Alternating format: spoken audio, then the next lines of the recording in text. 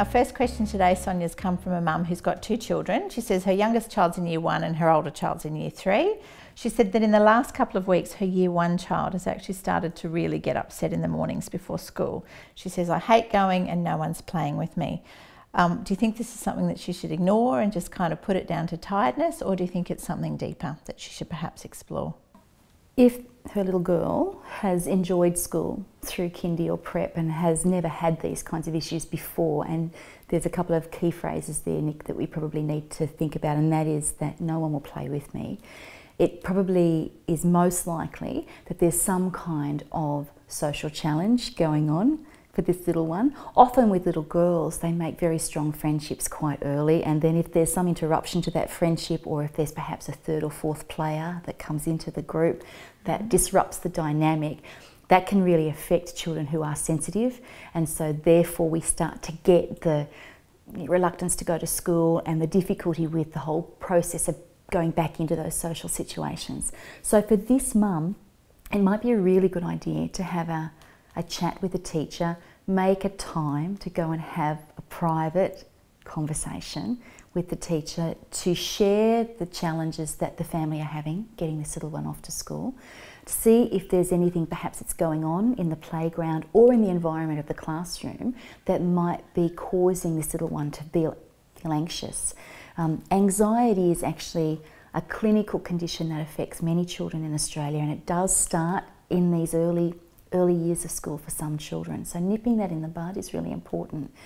Something's changed. So it may be social, it may be learning, there may be something in the classroom that is worrying her. There might be some aspect of the curriculum that she's struggling with that perhaps she was feeling confident about last year and she's not feeling confident about now. Mm-hmm. There may have been some issues with the teacher. Children are very young at the age of 7 and they make connections very quickly and very strongly. So talking to the teacher is probably the key, to see if there is something that's been observed, and then giving that teacher an opportunity to have a closer, more informed look at what's going on is really important. Within the school there is the school counsellor, so that's a great resource to use. A school counsellor is a qualified psychologist. If you're not sure that it's working, then going beyond that, perhaps outside to a child psychologist who can give some advice about how do we manage these kinds of things in our home. What words do we say? What strategies can we use so that we can be positive? We can use the right words, we don't ignore it. We don't catastrophize it either. Of course, yeah. But how can we manage it so that we keep it in perspective and help her to overcome this? And probably the last thing to have a think about is, do you think it could have anything to do with end of term tiredness? She's kind of had her first term at school and she's just tired? Yeah, it can do. If this is something that has happened in the last couple of weeks of school, first term is really stressful for children. We have that anticipation, we have the long school holidays where we worry and we wait and we wonder what's going to be like, who's going to be in my class, who's going to be my teacher. We've got that whole settling period, the first 2-3 weeks, where we're trying to work out who's who at the zoo and what are the rules and where are the parameters and what are the boundaries here.